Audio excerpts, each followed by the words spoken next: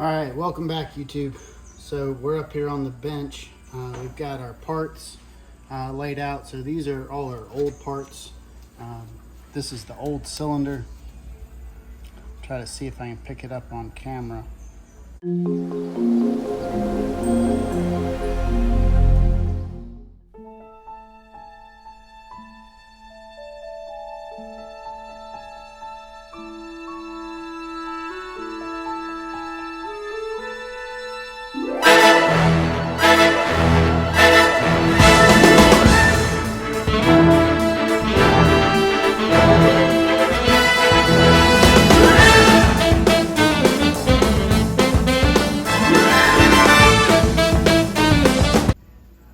See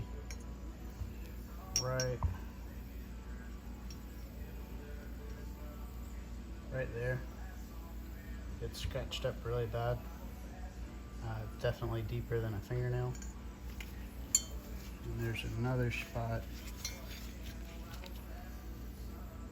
you can see right here, it's got galling and there's like metal buildup. You can feel it, like that's a big deal. That's sticking up and the other one's in. So you could probably hone the cylinder or have it bored and get both of those issues taken care of. But you can see it's sticking on that bolt. So that's definitely a problem. And then looking here at our old piston, you can see all the scarring right here. I mean, those are deep scratches. That's probably where that scarring is that was on the surface of the cylinder wall. And then if you turn it over here, you can see a bunch more scratches. Scratched up pretty good. And here, you can tell it was hitting on that. So pretty scratched up right there.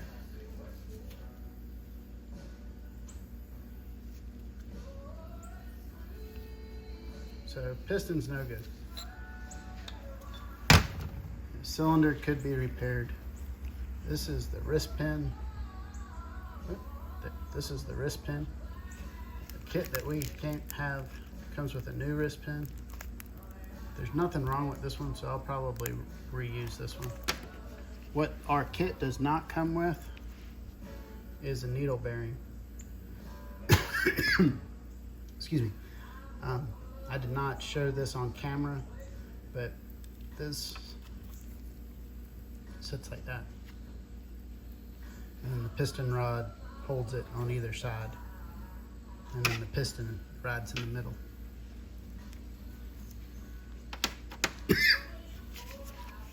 I just sprayed a bunch of brake cleaner off camera to clean up some parts, and the fumes are kicking. I got to cut the fan off so that you can hear me, but by doing that I might die of suffocation. Fumes. So new wrist pin clips to hold in the wrist pin. Kit comes with those. Like I said, it came with the new wrist pin. Also comes with a new base gasket for the cylinder head and a new head gasket for the head of the cylinder. There's nothing wrong with our old cylinder head gasket. It's copper. I like the copper ones a little bit better than the aluminum ones. So they match up, they're the same. So I might just reuse this one. I am gonna take and use the new base gasket though. So I'm definitely gonna use that. And then this is that was that wrist pin clip that we saved, but I'm not gonna reuse it. And this is our cylinder head. So it looks pretty clean. It almost looks like the guy might have recently redone this top end and maybe he just did it wrong. Didn't know what he was doing. But because that looks really clean. Either that or they got the perfect ratio of oil fuel mixture going, which it could be. So we're going to keep this head and we're going to reuse that. So off camera, because I've got other videos showing this, I went ahead and put the rings in. So this is 2-stroke, so there's just a top and a bottom ring. It's not like a 4-stroke where you have the oil ring below it. So the one thing that this set does have, and I want to show you this,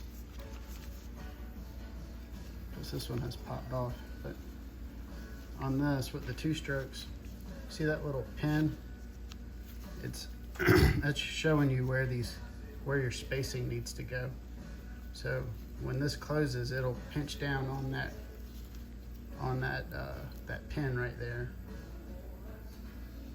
like that, and keep him from spinning around. So this one's not, you see this one, the bottom one's here, the top one's over here. Same thing. These will squeeze down and make it so that it can't go but so far. You can move a little bit, you know, because you don't want it too tight in the piston or in the cylinder, but it's gonna basically sit it there so that they can't spin, so that your grooves are always separated. So like I was saying, we're gonna put in one of our wrist pin clips on the other side. Once that's in, we're gonna slide this in. We're gonna put some oil on it. You can use 2-stroke motor oil or assembly oil, whatever you got laying around. So that's gonna go like that.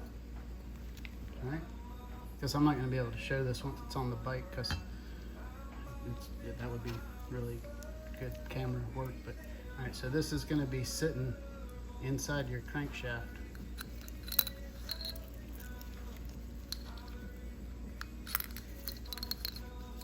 And let's see if I can get this to this.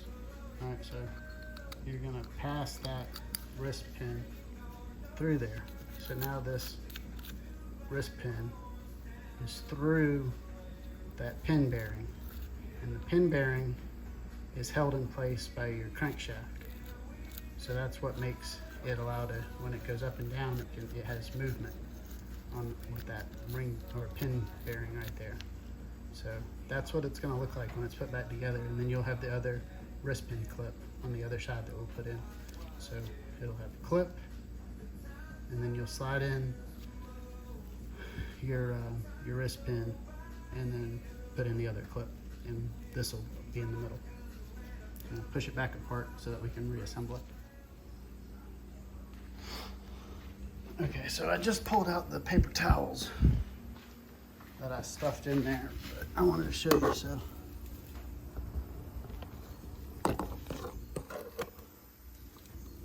that wrist pin bearing, the pin bearing that I was talking about, needle bearing, is going to go inside the crankshaft right here, and then the wrist pin goes through that, and that's what holds it on the piston. All right, I'm going to try to show you me putting that back together. All right, so hopefully you guys can see what I'm about to do. All right, so like I said, we got everything lubed up, ready. So let's go ahead and put our pin gear back in there.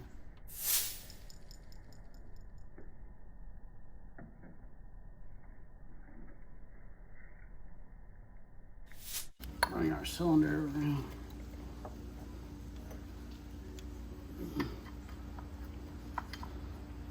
Just set it right there. Grab your wrist pin. Try not to drop it in the dirt.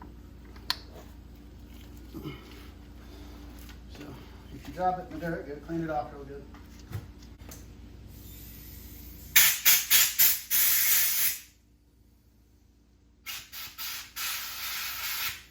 All right, let's try that again without dropping it.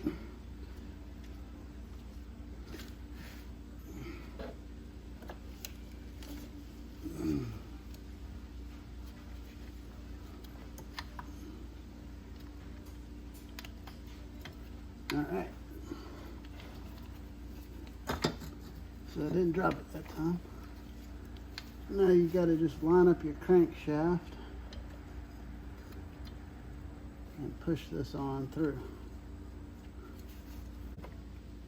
All right, and there goes the rest of the way. All right, so push that wrist pin in all the way until it stops. And it'll be pushing up against the wrist pin clip on the other side.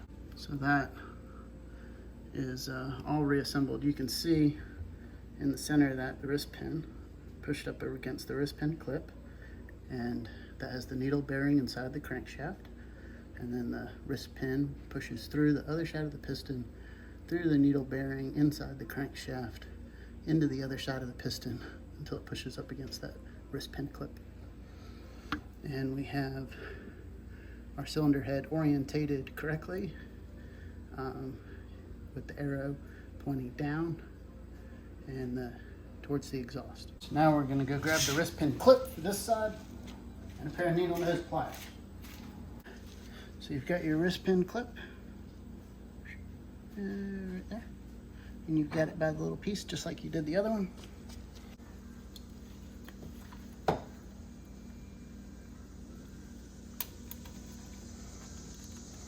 Well, once you get it in there, turn it. You don't want that tab near the opening. I always double check and make sure that thing goes all the way in. Mine has got just a piece of it that's not shoving down in there.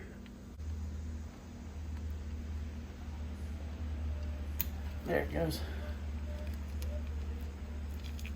All right, yeah, now it spins nice. It's all in the groove, none of it's sticking out. And our clip is adjacent to the opening. All right, so now we're just gonna be able to slide it all back together.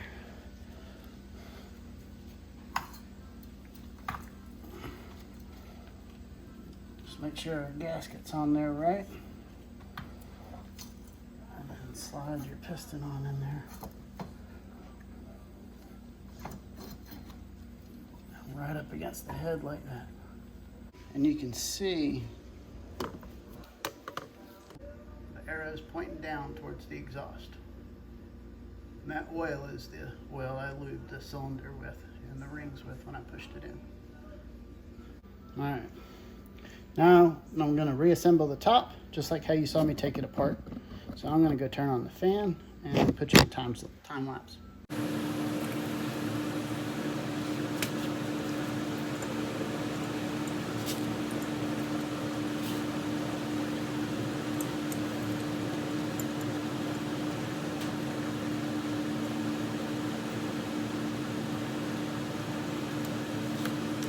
Okay, so the manual says to torque these to 14 foot-pounds and that there's no order.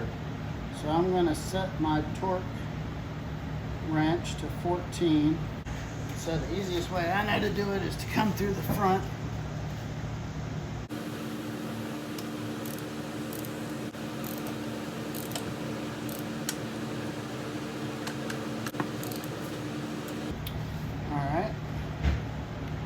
Those are good and set in there, so I'm going to go ahead and spin those loose and then get the other two put in.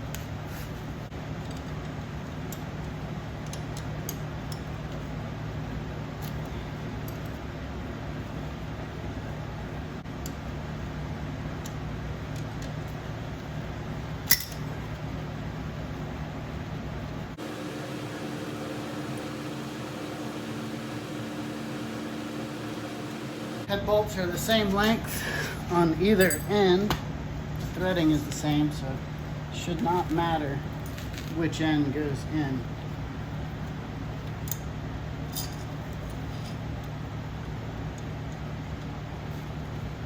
A lot of people use anti-seize grease or something like that. It would be a good idea to do that. If I had some, I would put it on there.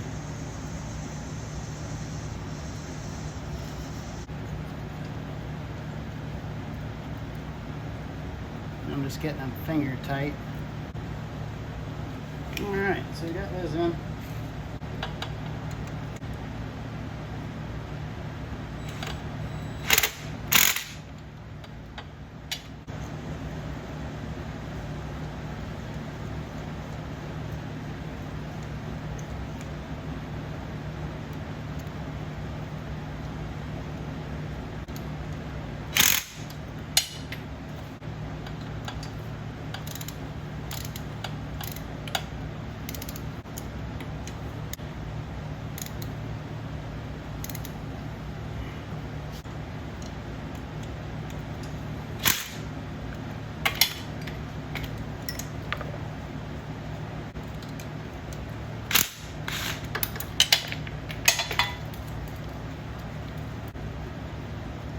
All right, now you got all your head studs in there. It's time to reinstall your head gasket and the top end of the cylinder head. Let's go over this one more time, make sure there's no trash, no debris on it. I'm gonna go over it with the air compressor real quick. You don't want any trash on your head gasket.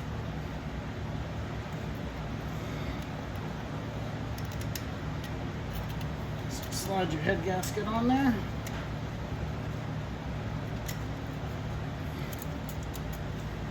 Like so.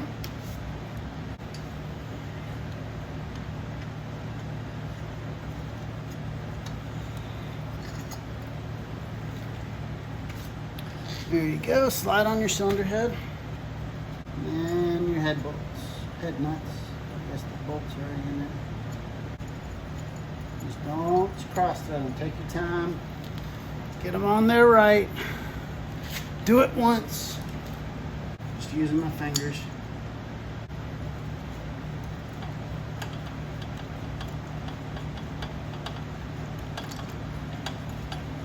Alright, now that we got them finger tight, let's go with the torque wrench and take them to 14. It says in the manual that there's no certain order or sequence.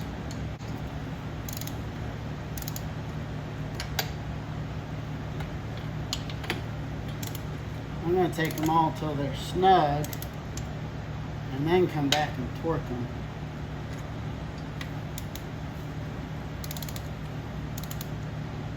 Alright, they're all snug, so I'm going to go back to my first one and go.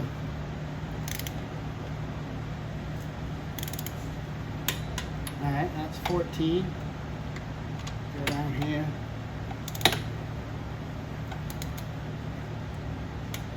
That's 14. Go up here.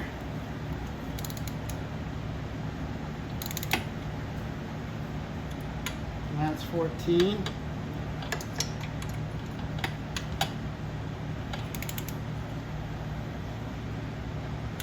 That's 14. Just going to go back and make sure they're all still good. 14. 14. 14. 14. All right, they should all be nice and tight. We are ready to check compression. So we can do that one of two ways. Well, let's put the exhaust on first before we get ahead of ourselves. Let's put the exhaust back on.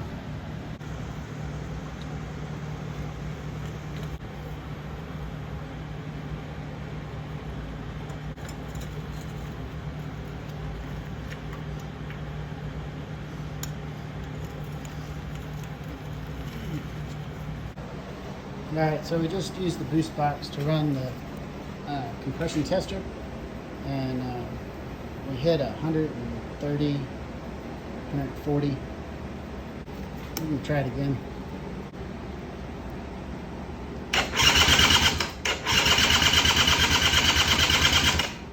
Yeah, looks like we're gonna hit like right at about 150, and like I said, it was only 48 before, so I think we're going to put a spark plug in here and see if she fires up. All right, so I haven't put the plastic back on, but I have the spark plug in and the cap back on. I'm not sure what that carburetor story is going to be like, but I want to give her a fire up and see what happens. Usually these will not run without the airbox on them, so let me see what happens. If not, I'll throw the airbox on there real quick, but I just want to see.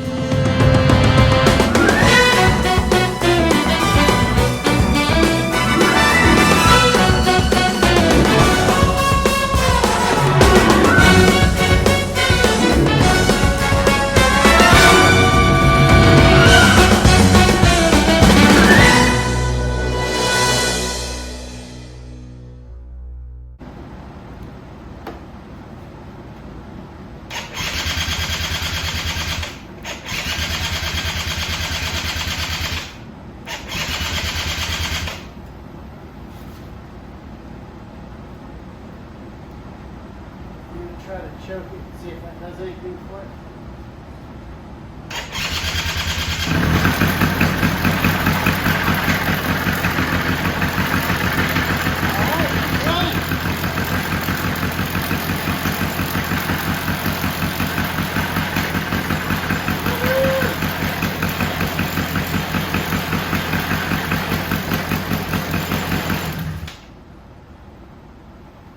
That's awesome. We got a runner.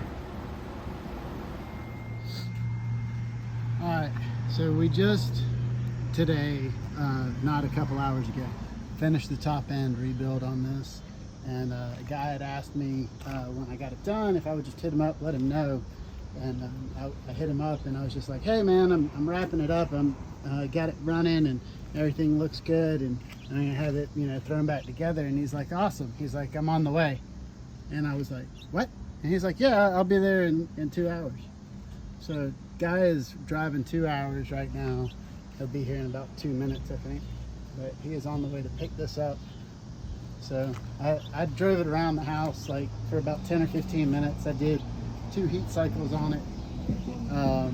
And then rode around for about 15 minutes. And looks all minty. Starts first try, runs good. I gave it a quick bath and shine just to try to get it cleaned up for him so that it looked good when he came to pick it up. I don't know, what do y'all think? You think it looks alright? But I'm happy with it.